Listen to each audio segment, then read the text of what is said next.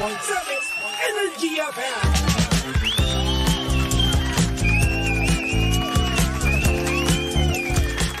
Same, pero iba. We are number 106.7 Energy FM Pangga. Huwag mo sabihing radyo.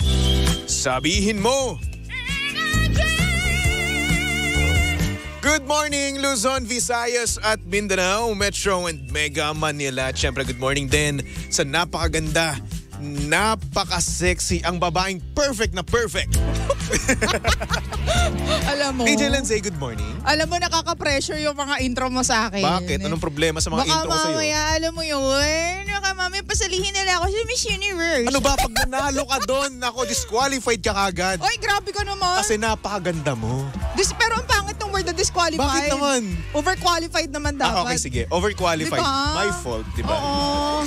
Grabe naman. Good morning naman sa pinakagwapong DJ sa umaga. Dapat kasi binabalik mo. Oo. Alam mo, ikaw talaga yung pambato eh. Alam mo, dapat kasi pag kino-compliment kita, i-compliment mo rin ako pabalik. Ganun ba yun? O, kaya nga kita binibuild up pa pataas eh.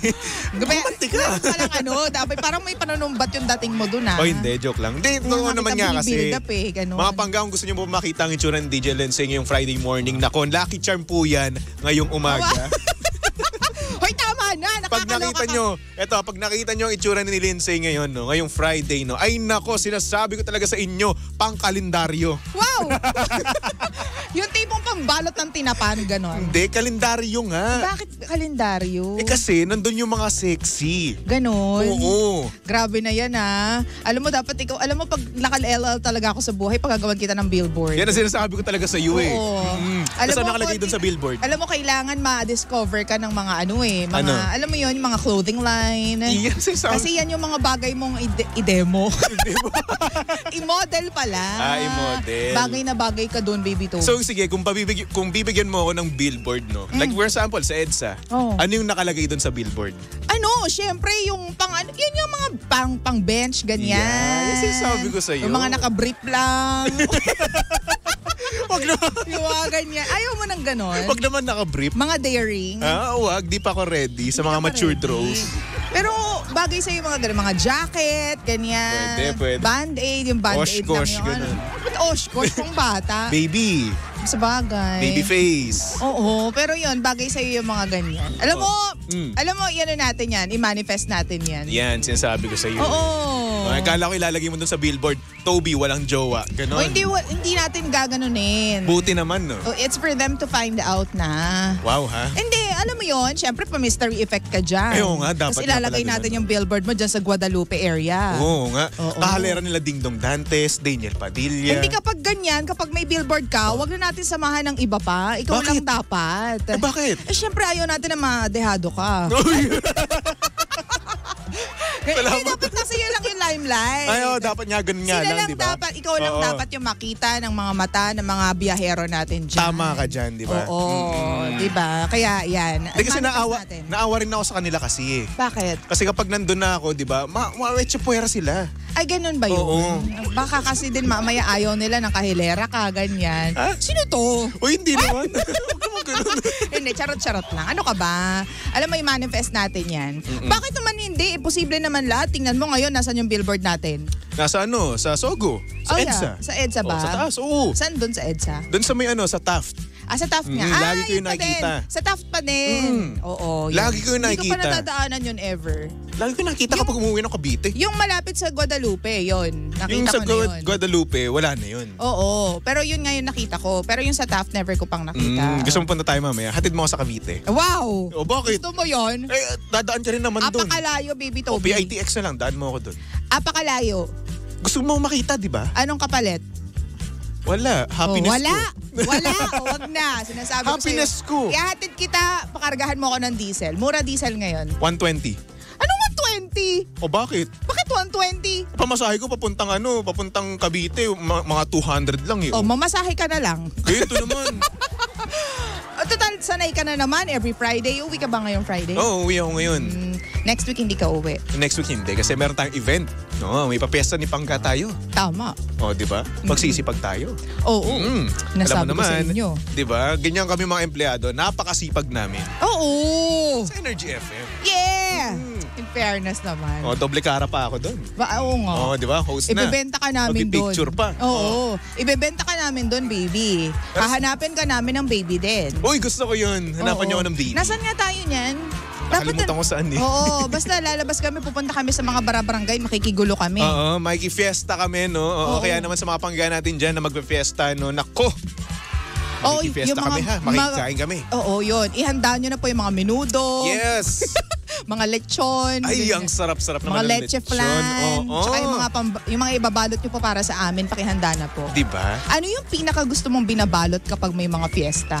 Fiesta. Ang pinaka gusto ko talaga dyan, yung pinaka-una ko talagang tinitira. Oh. Leche flan. Tinitira talaga. O, ganun talaga. As in, kahit na ang daming mga nakahain, Oo, leche dessert flan. agad? Oo. Leche flan kasi. Ano yung gusto mo sa leche flan? Kasi iba-iba ang luto ng leche flan o gawa ng leche flan. Ano yun? Ano yung para yung sa'yo? gusto ko yung fluffy siya. Fluffy. Yeah. Oo. Ang sarap yan. Pero ayoko nung may parang coconut. Kasi minsan nilalagyan nila yun eh. Ayoko nang ganun, ng coconut. So, medyo rough, medyo may texture siya? Meron. May ganun pala? Oo, meron. Kaya ako gusto ko lang is yung plain na leche flan. Tapos fluffy siya. Tapos kapag minumove mo siya, pag ginaganon mo, nag-fluff. Oo. Ba't di ka na lang mag-jelly ace? Hindi. Wala. Ba't ba ako nakikialam? Yun ang gusto ko eh. Ako ang gusto ko sa leche flan. Ano? Yung tipong melts in your mouth. Yan. Diba? Yan yung masarap na leche flan. Hindi, promise. Kasi may mga gawa, diba, na parang kapag nilagay mo na siya sa dila mo, umano na siya eh. Kumbaga anong tawag dito? Nasisira na siya, nagka-crack na siya. Hindi, baby Toby. Okay. Buo pa rin siya, tapos kailangan mo siyang kagatin para mag-melt siya, para matunaw siya. Pero meron din naman mga leche flan na kapag nilagay mo na sa bibig mo, sa dila mo, alam mo yun, napaka-smooth ng texture. Yes. Ganyan. Yung Tapos, walang bubbles, no? Walang bubbles. Ganyan. Tapos, sobrang creamy, sobrang thick. Sarap. Yung tipong leche Flan. Yan. Ganon. Sarap Ganun naman. yung mga gusto natin. Ay, Tapos ngayon, nako. nag-i-innovate na rin ng mga leche flan eh. Oo, ang dami na ngayon. Yung leche flan na binili lang namin kahapon ni Romel. May ube na sa ilalim. Diba? Iba-iba na ngayon Ube flan eh. na yun. Alam mo kasi yung mga Pilipino kasi talaga creative yan eh. Very creative. Minsan medyo weird, no? Pero ang sarap. Ang sarap. Ang sarap ng mga kinakain or hindi naman kaya nung combination mismo. Ano pa ba yung pwede nating isama, baby, sa mga leche flan na ganyan? Leche flan. Ano pa ba? Baka puno. Ayan, pwede yan. Tapos minsan nilalagyan din nila ng corn. Ang leche flan? Oo, meron ako natikman na gano'n pero hindi ko trip. Kasi corn eh. Ang corn para saan ba ang corn? Maha blanca. Oo. Maha blanca. At saka sa mga gelatin, jelly ace na alam mo, dun yun. diba, ganyan yung mga hinahain nilang dessert pag mga fiesta. Speaking of fiesta, baby, meron nga palang fiesta sa amin dito sa Santa Mesa. Kailan nga ba yung fiesta namin dyan? 16 to 18 yata or 18? Kung patay tayo, di mo alam. Oo nga eh. Taga doon ka, hindi mo alam. Ay! Kahapon pala, alam mo, baby, hinahanap ako ng mga taga-barangay. Bakit? Namin. Bakit na naman? Nakakaloka, Nagnahaw ka? Hindi, akala ko may inaway na naman ako. Tapos nag-report. Nakakaloka, hindi. Kukunin akong Reyna. Ay, wow.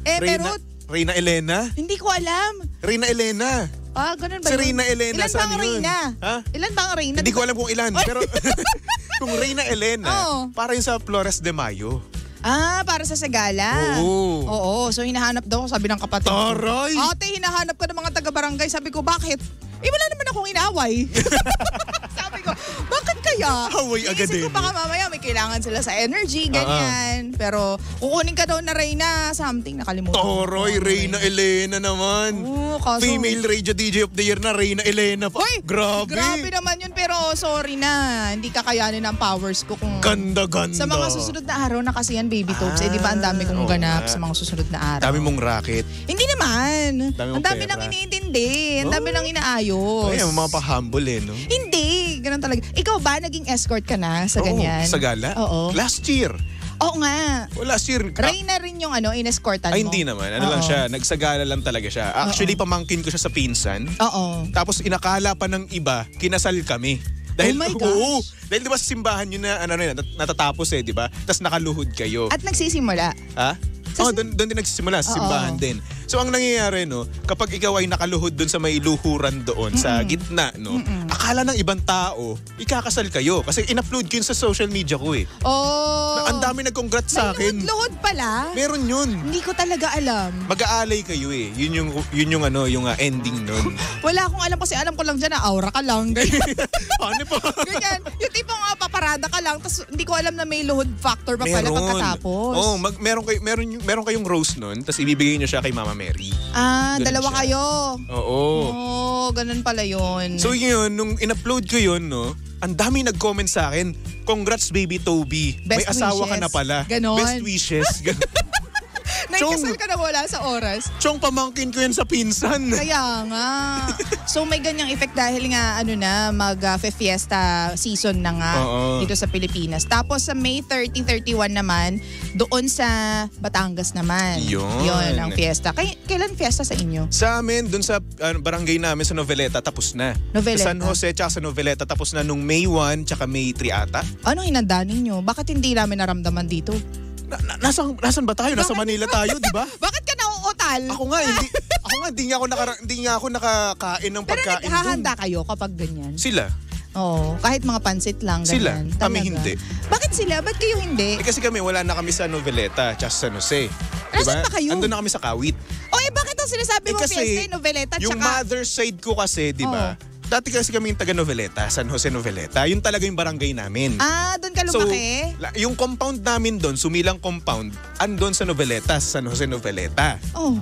Ang dami namang kwento niyan. Taga-saan ka, pero taga-Kawit ka talaga, di ba? Ngayon, Kawit na. Lumipat namin sa Kawit. Grabe, ang dami mo namang tinitirahan. Ganon talaga kami, mayaman. Just, hindi. Ang kasi, original kasi namin na bahay, nasa San Jose Noveleta talaga. Tapos lumipat kami sa Kawit. Okay. Ngayon, sa Kawit, hindi kami doon naghahanda kapag fiesta kasi hindi namin alam kung kailan. Ba't hindi mo naman i-research? Grabe ka naman, doon ka nakatira tapos hindi mo alam kung kailan yung fiesta. Alam mo, very important yan sa mga pangga natin, yung mga fiesta kasi it's honoring their patron saint Yes. Kung sino yung nakakasakot na patron. Pero hindi eh. Diba? I-research mo yan para maiba lang, maganda ka. Hindi rin kami naghahanda kapag fiesta kasi 3 lang kami and wala rin namang pumupunta rin doon kasi loob siya ng subdivision, di ba? So yun. Kaya hindi rin kami naghahanda. Ang yaman naman pala. So ngayon, nasa subdivision. Well, subdivision pala. Nasa subdivision naman pala. Kaya naman pala. Well, kaya yun, ang sineselebrate namin na fiesta is yung sa dati namin barangay, kung saan nandun yung mga pinsan ko. Yun na kasanayan. Para may pumunta sa inyo, mag-imbita kayo. Ay, hindi na. Kasi kapag nag-imbita kami, magluluto. Hindi, pero sa bagay. Magluluto. Tapos pag nagluto, magliligpit ka pa. Mag-aayos ng bahay. Mag-aayos ka pa ng bahay. Dudumi pa yung bahay nyo. Actually, kapag mga fiesta-fiesta na ganyan, alam ko, kasi nung bata ako, pinaghahandaan talaga namin sa Batangas yung fiesta, lalo na nung buhay pa yung lolo't lola ko. As in, alam mo, papalitan yung mga kortina, papalitan yung mga cover ng throw pillow. Maghahanda talaga. Iibahin yung itsura ng sala, ganyan, papalitan yung mga gagamitin na kutsara, tinidor, mga plato, ganyan. Ultimo yung mga alam mo yung malalim na gano'n sinasalukan ng drinks. Yung bowl.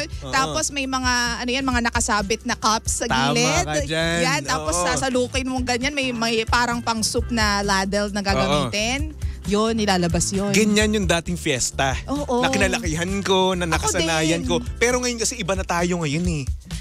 Ewan ko, ito napapansin ko lang Karamihan sa mga pangga natin na mag-fiesta na dun sa kanila, iba na yung atake nila eh. Paano ba yung atake na nila? Kumbaga, more on modern na ngayon. Like, iba na, like for example, imbis na, ayun nga, yung sinasalok, may dispenser na ngayon. Ganun ang ginagawa nila. Yun yung, kasi natin unang panahon. Kasi isipin mo, kapag kasi nag-bowl ka pa, yung malaki, hindi ko naman sinasabi na wala na talaga yung, totally, meron pa rin. Pero bibihira na lang. Kasi yung pag-bowl kasi na yun, na malaki na yun, di ba, kukunin mo pa yun sa pinakatuktok ng ng aparador nyo. O hindi lalagyanan nyo di ba? Cabinet, nasa cabinet yan. Balot na balot yan kasi baka mabasag. See? Tapos huhugasan mo pa yun. Tapos after that, huhugasan mo ulit yun kapag itatabi mo na. Diba? So, madaming Mga kayamanan niya ng mga nanay natin. Ano pa ba? Noong unang panahon, hindi, actually feeling ko hanggang ngayon na fiesta, meron pa rin mga nagtitinda ng mga sisiw na dekulay. Tapos beto-beto. Tapos mga games. Yun nga, beto-beto. Ano yung beto-beto? Beto-beto, color game. Yun nga. Oh, beto-beto pala tawag doon. Yun yung tawag namin. Oo, beto-beto. pero katuwaan lang yun. Tama ka diba? Tapos ano pa ba? Yung mga bubunot ka, yung may malaking ganyan na papel, tapos may mga number, tapos yung may number na yan, may corresponding price yan, na bibilin mo ng piso-piso. Pero karamihan sa mga ganyan, no, sisiw ang napapalalunan. Oo, sisiw kaya yung dart na maliit.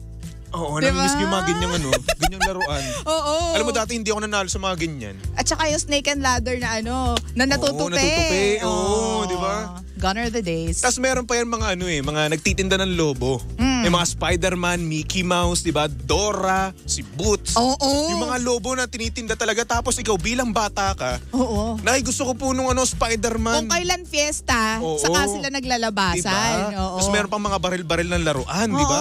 Tapos maiinggit ka doon sa sa kalaro mo, no, na may laruan ng baril-barilan. Nay, gusto ko rin nun. Eh, nanay mo lang pera. Siyempre, hindi ka bibilhan.